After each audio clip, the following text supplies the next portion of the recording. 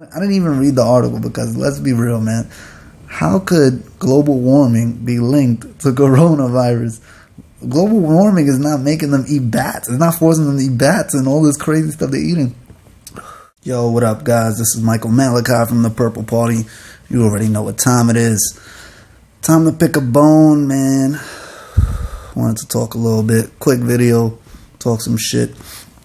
A little bit about coronavirus. Because I'm seeing this thing going around everywhere. And listen, man, I ain't going to be one of those tinfoil hat dudes that don't believe it exists at all. But I do want to bring up some quick points that it's going to leave you at least thinking about it and questioning some things. First and foremost, coronavirus has killed about 2,000 and some change people in China, and only in China. And one American died in China. He was Japanese.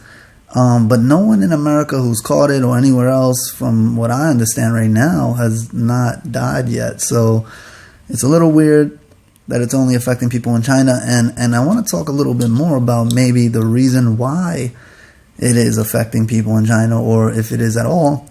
And the first point I want to bring up is, remember, guys, China is a communist nation. It's pretty much under a dictatorship. And whenever you have a government that's under a regime like that, you got to remember there's no freedom of press or speech. So it's not like here in America where certain media, there's fake news, and then certain media you have news that's real, and it's really up to us to use our discretion to decide what's real and what's fake, or to investigate further and prove to ourselves or to others what's real and what's fake. But there it's just what they allow you to know. Think about that real quick. What they allow you to know. And they're the ones giving us, the Americans, and all over the world, every other country, the information behind the coronavirus.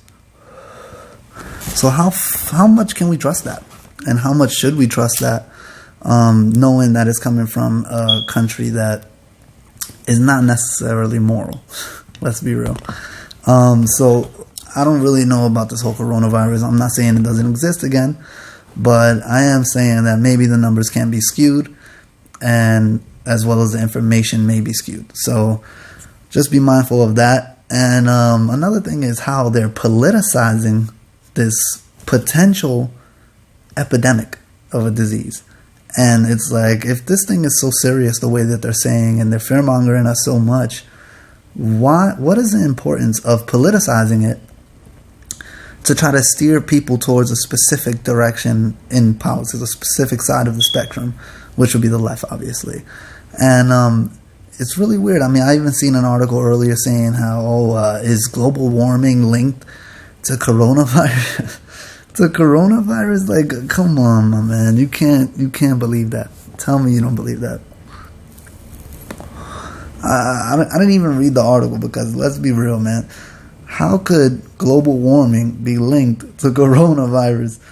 Global warming is not making them eat bats. It's not forcing them to eat bats and all this crazy stuff they're eating.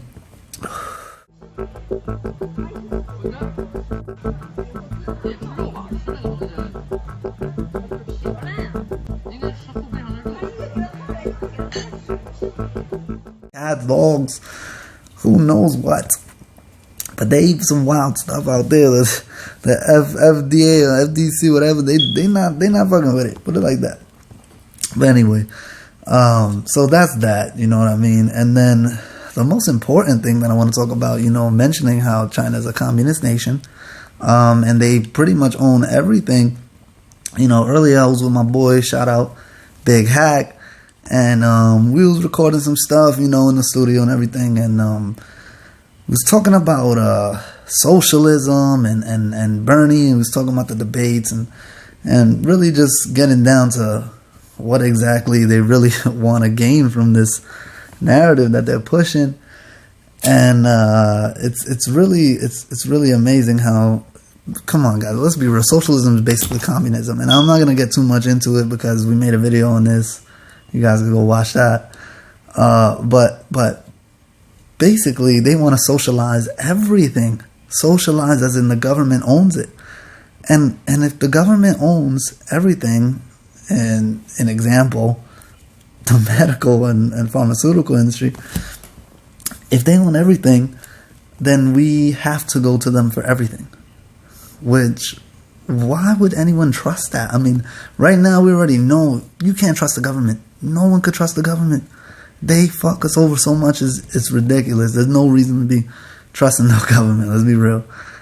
And y'all want to trust them with everything by socializing everything.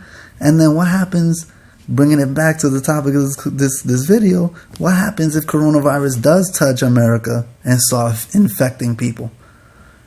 If we had socialism and that happened, you would see a weird and crazy response where people are just going to be rioting because they know everybody's going to be dying, everybody's going to be going through crazy stuff, and they're going to be expecting the government to fix this, and they can't. They have a specific budget, and if we put the entire pharmaceutical industry in that budget, that limits that the potential of that, the effectiveness of that industry to heal people and to cure people and to prevent these diseases. And when the government can't amount to it, everyone's going to riot saying, what are y'all doing? Y'all letting us die. But you chose this. You wanted socialism. So just be mindful of that. I mean, look at China for a great example. Look at China. China's a communist nation. They have socialism. Look how they built hospitals in 3 days or in a few days. Why? Think about why. Logically. Because they needed hospitals to limit wait times so that people weren't dying. If not, they can't support that amount of people potentially getting it, right? In a quick enough time for them to not transfer it to others to where it becomes an epidemic. So they had to build more hospitals to service more people in a faster time frame. Socialism and universal Medicare and all this stuff is going to result in long lines and more deaths, and it's just going to be chaos. And I really want to get into your minds and see, why do you guys support people like Bernie Sanders and socialism and Medicare for all, knowing that things like coronavirus exist, knowing that it could be a danger, a potential threat to us all, not only just our nation, but the entire world. And that's another reason why globalism is terrible and why nationalism is important. Be proud of being in your country and being a nation, a separate nation. Because the more that everything is under one control, the more a monarchy can exist again. And the more likely the people will be the only ones affected by that. Not the elites, not the ones that control things. But once again, this is Michael Malachi, and I'll see y'all in the next one. Thanks for tuning in.